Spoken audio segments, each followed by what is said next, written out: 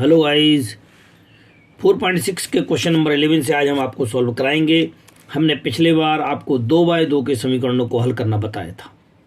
आज हम 3 वेरिएबल के समीकरणों को हल करना बताएंगे। अब हम आपको इसको हल करना सिखाएंगे। तो हम पाते हैं कि इसको 2 1 1 लिख देंगे, फिर यहाँ पे 2 -4 -2 लिख देंगे। यहाँ पर चूंकि आप देख सकते हैं कि यहाँ पर x वाला टर्म्स नहीं है, तो हम इसको 0x लिख सकते हैं। तो 0 3 -5, तो 0 3 -5 XYZ और 1 3 9 लिख सकते हैं। तुलना करने के बाद हमने a डिटरमिनेंट निकालने का प्रयास, वो जो हम पहले आपको मेथड सिखा चुके हैं, 2 × 4 × 5 = 20 प्लस का 6 फिर माइनस का 1 5 दूनी 10 माइनस का, और इस प्रकार से करते हुए 1 और ये 3 दूनी 6 माइनस का 0, अर्थात इसको हल करने के बाद आ गया 68। निकालना है एडजॉइंट निकालना है। एडजॉइंट कैसे निकालते हैं वो आप देखते जाएंगे।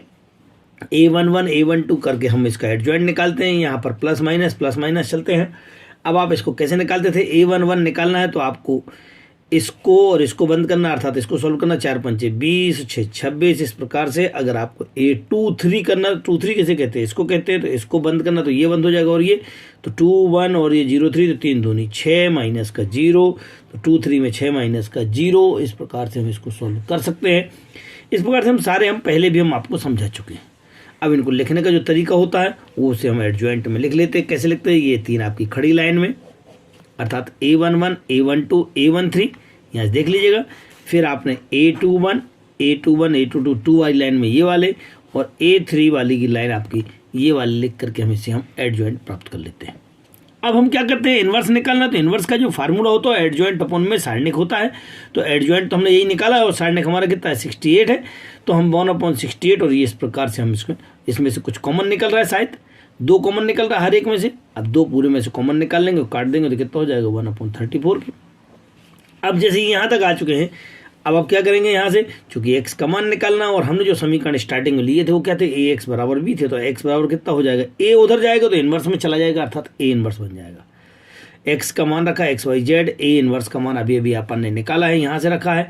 b का मान आपने कंपेयर किया था, किसे कहते थे, 1 3 9, अर्थात इसे हमने b कहा गया था।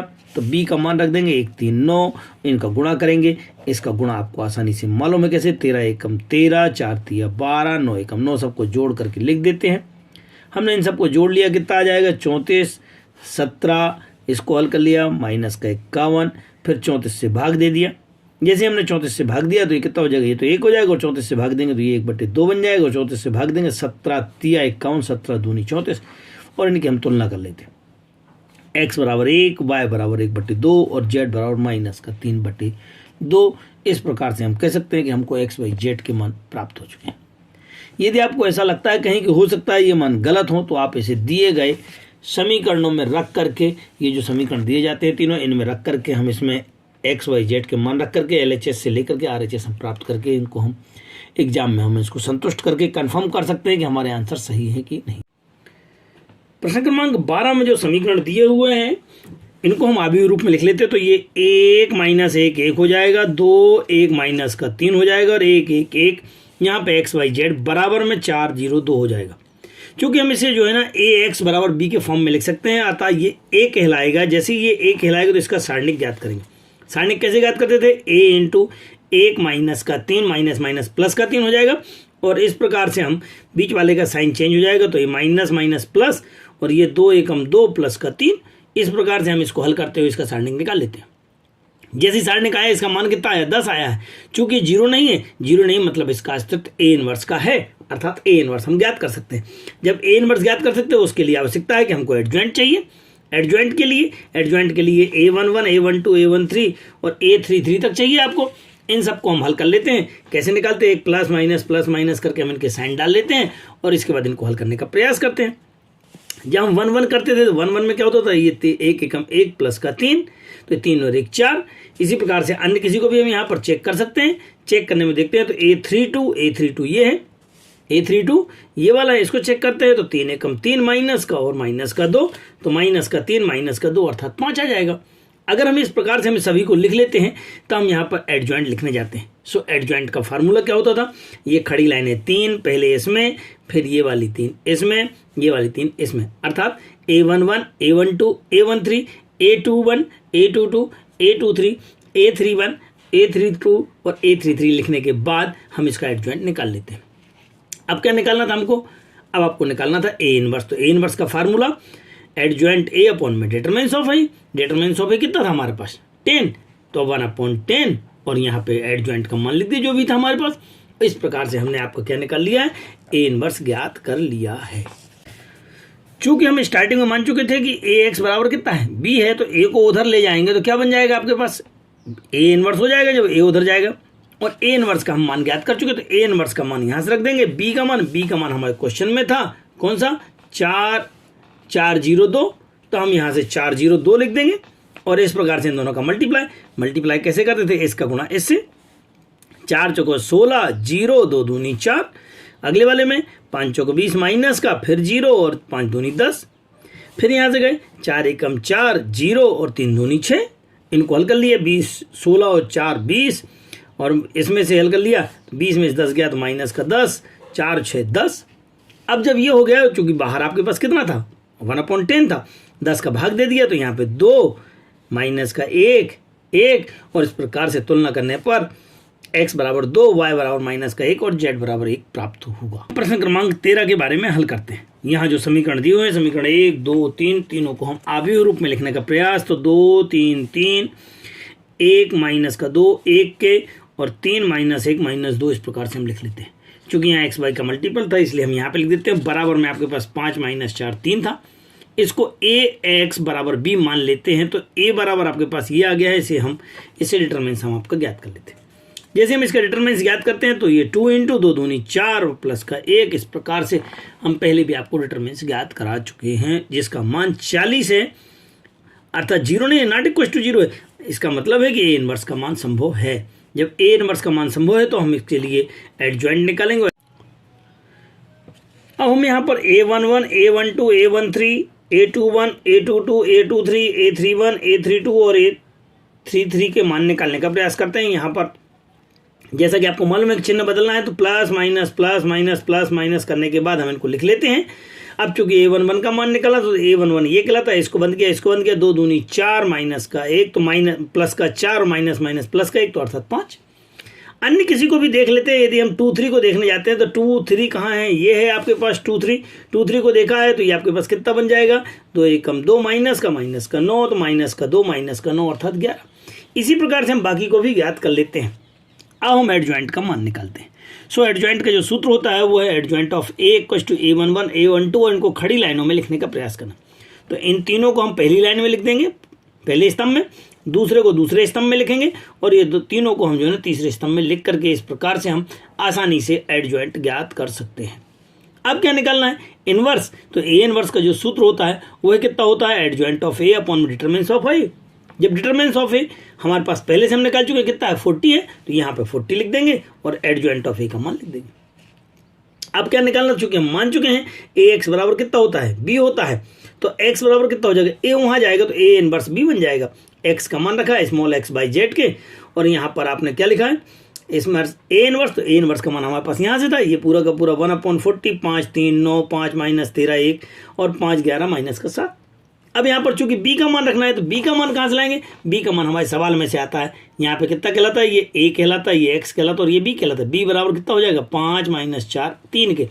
जब 5 माइनस 4 3 लिखना है तो यहाँ पे 5 माइनस का 4 कितना हो जाएगा, 5 माइनस 4 3 हो जाएगा। अब इनका गुणा करना शुरू करें तो 5 25, फिर 3 चौको 12, 3 9 27, अगले में 5 25, 4 13 चौको 52 और 3 एकम 3। इस प्रकार से इनको जोड़ घटा लेंगे, जोड़ घटाएंगे तो हमारे पास 40, 80 और माइनस का 40, 40 का भाग दे दीजिएगा। जैसे आप 40 का भाग देंगे तो एक बार जाएगा 40 एकम, 40 2 नहीं, 40 एकम माइनस का, अर्थात इस प्रकार से तुलना करने पर हम कह सकते हैं कि x बराबर 1, y बराबर 2 और z बराबर माइनस का 1 होगा।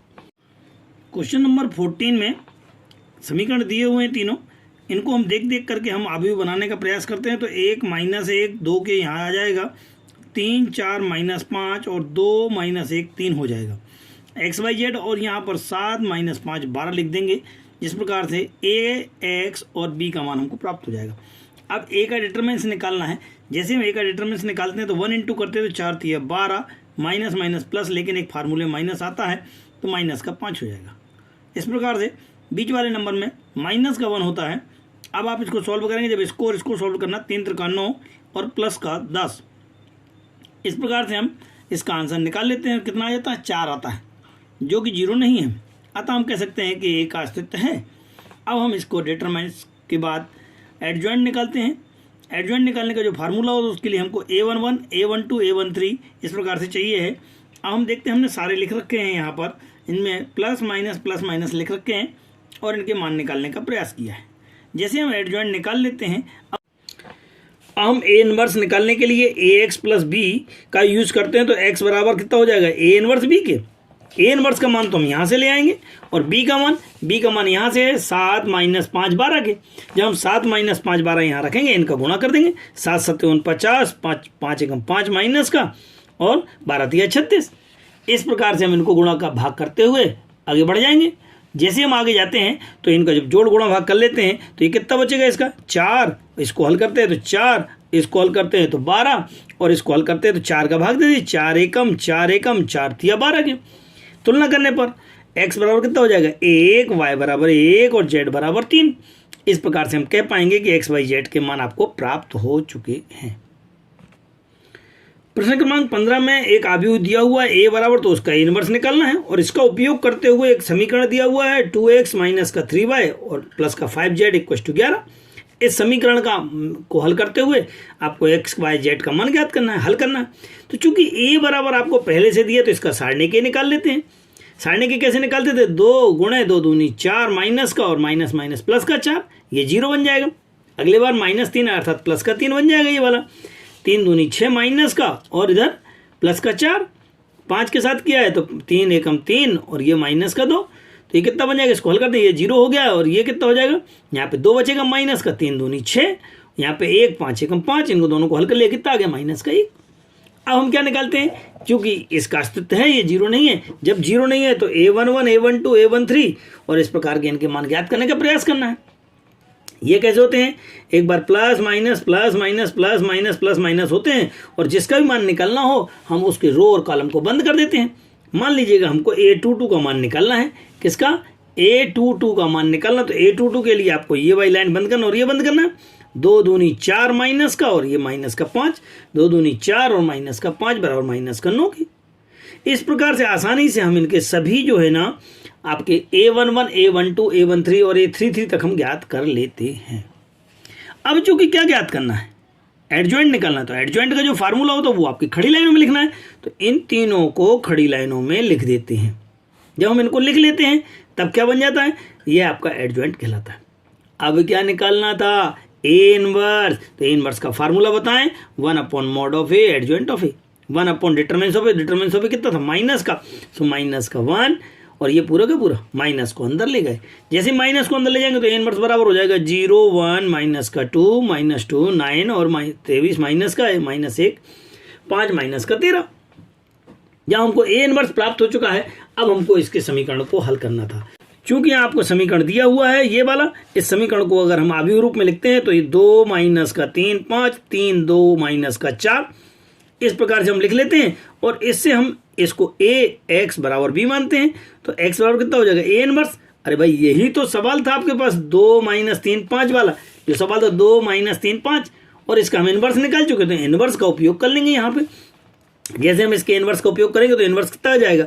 0 1 माइनस का 2, 0 1 माइनस का 2 माइनस का 2 और ये 9 माइनस का 23। ये आपके पास बी है, जैसा कि सवाल में दिखाया गया। ये बी था आपके पास 11 - 5 - 3 के। ये जब आपके पास आ गया है, इन दोनों को गुणा कर लेते हैं। इसका ऐसे और ऐसे गुणा कर लेते हैं। 11 शून्यम शून्य के और 5 एकम 5 6 3 दूनी 6। इस प्रकार से इनको हल करने के बाद अपने पास जो आंसर आता है वो 1 2 3। तुलना कर लीजिएगा एक्स वाई जेड की। तो एक्स बराबर कितना आ जाएगा? 1, वाई बराबर 2 और जेड बराबर 3। प्रश्न क्रमांक 16 यह है आपकी एक प्रश्नावली का आपका अंतिम प्रश्न है। इसमें लिखा हुआ है 4 किलो प्याज, 3 किलो गेहूं, 2 किलो चावल का मूल्य 60 रुपए। 2 किलो प्याज, 4 किलो गेहूं, 6 किलो चावल का मूल्य 90 रुपये है। 6 किलो प्याज, 2 किलो गेहूं, 3 किलो चावल का मूल्य 70 रुपये है। तो इनका प्रत्येक आव्यूह विधि की सहायता से प्रत्येक का प्रति किलो मूल्य ज्ञात कीजिएगा। मान लेते हैं इसका मूल्य कितना है, प्याज का x है, y और गेहूं का y है और चावल का z रुपये है। जब हमने इनको x y z मान लिया है तो इसका x रुपये तो 4x बन जाएगा, ये आपके पास 3y और ये 2z बराबर कितना 60 के। इनको हम समीकरण के रूप में लिख सकते हैं। जब हमने समीकरण के रूप में लिख दिया, इसके बाद आव्यूह रूप में लिखा। आव्यूह रूप में भी ऐसे लिख सकते हैं 4 3 2 4 3 2 2 4 6 2 4 6 और x y z बराबर में 60 90 70। अब हमने चूंकि हमने मान लिया कि ये a x बराबर b है, तो a बराबर कितना कहलाएगा, ये वाला हिस्सा। इसका सारणिक निकाला, सारणिक निकाल कर कितना पाया हमने, ये आपके पास 50 आ गया, जो कि 0 नहीं है। जब 0 नहीं है दैट मीन्स इसका अस्तित्व है। अभी क्या करना है, अब हमको एडजॉइंट निकालना। तो एडजॉइंट के लिए a11 a12 a2 a13 और इन सभी के मान हमने ज्ञात करने का प्रयास किया। जैसे हम इसके मान ज्ञात करते हैं तो यहाँ पे plus minus plus minus plus minus निकाल लेते हैं और जिसका भी मान निकालना होता है, मान लीजिएगा a12 का मान निकालना, तो a12 आपके पास 3 कहलाएगा। 3 कहलाएगा तो इसको बंद करेंगे, इसको बंद करेंगे, 3 दूनी 6 माइनस का 36। ये देखिए, अब आपको यदि कोई और चेक करना है तो a23 चेक करना है, तो a23 ये वाला है। a23 जब ये वाला है तो इसको कैसे चेक करते हैं, यहाँ चेक करें, 4 दूनी 8 माइनस का 18 के। ये देखिएगा, इसी प्रकार से हम सभी के मान आसानी से ज्ञात कर लेते हैं। अब हम एडजॉइंट ऑफ ए निकालते हैं। एडजॉइंट ए का फार्मूला क्या होता है, a11 a12 a13 अर्थात खड़ी लाइनों में लिखना है, इनको भी इसको भी। अर्थात यहाँ पे कितना है 0 30 माइनस का 20, तो 0 30 माइनस का 20 इसको खड़ी लाइन में लिख देंगे। यहाँ पे दोबारा में -5 0 10 के, -5 0 10 के और 10 माइनस 20 और 10 के। ये आपको जब प्राप्त हो चुका है एडजॉइंट, अब आपको क्या निकालना था, इनवर्स निकालना है। इनवर्स का फार्मूला क्या होता है, 1 determinants of A into adjoint of A. तो 1 डिटरमिनेंस कितना निकाला था अभी हमने पिछले क्वेश्चन, अभी क्वेश्चन में 50, तो 1/50 और ये एडजॉइंट। अब क्या निकालना है, इसको ए इनवर्स हो गया है तो x बराबर क्या निकालना है, तो ए इनवर्स b। तो x बराबर एक्स वाई जेड और ए इनवर्स तो ये पूरा का पूरा आ गया, ये कहते हो। अब निकालना है b जो आपके पास सवाल में था 60 90 70, वो हम यहाँ पे जाके लिख देंगे 60 90 70। इनका गुणा करना शुरू कर देते हैं। इसका गुणा ऐसे करते हैं, 60 शून्य शून्य के और 9 पे 9 45 450 और 10 7 700। इस प्रकार से हम सबका गुणा करते हुए इनको हल कर लेते हैं, 250 400 400। जब हम इनको हल कर लेते हैं तो हमने 50 का भाग दे दिया, 5 बार गया, 50 का भाग दिया 400 में, आपके पास 8 बार फिर भाग दिया तो 8 बार। और तुलना करने पर x बराबर 5, y बराबर आपके पास 8 और z बराबर 8। इस प्रकार हम कह सकते हैं आसानी से कि 1 किलो प्याज का मूल्य 5 रुपये तथा 1 किलो गेहूं का मूल्य आपके पास 8 रुपये और चावल का मूल्य भी 8 रुपये प्रति किलो होगा। चूंकि सवाल एक जैसे थे इसलिए आपको स्पीड से समझाने का प्रयास किया गया है। आप लोग इनको धीरे धीरे समझने का प्रयास करें। बहुत अच्छे हैं, पेपर में एक सवाल जरूर आता है इस प्रश्नावली से, क्योंकि इस प्रश्नावली में आज तक पढ़ाए गए सारे सवालों का निचोड़ होता है और आप इसे जो है ना अच्छी तरह से इसको हल करें। उम्मीद है कि आपको बहुत बढ़िया समझ में आ गया होगा। अभी भी जिन छात्रों ने, जिन सहयोगियों ने हमारा चैनल सब्सक्राइब नहीं किया वो सब्सक्राइब कर लें, बेल आइकॉन दबाएं ताकि समय से आपको हमारे वीडियोस प्राप्त हो सकें। ज़्यादा से ज़्यादा अपने साथियों को शेयर करने का प्रयास करें। सहयोग के लिए धन्यवाद।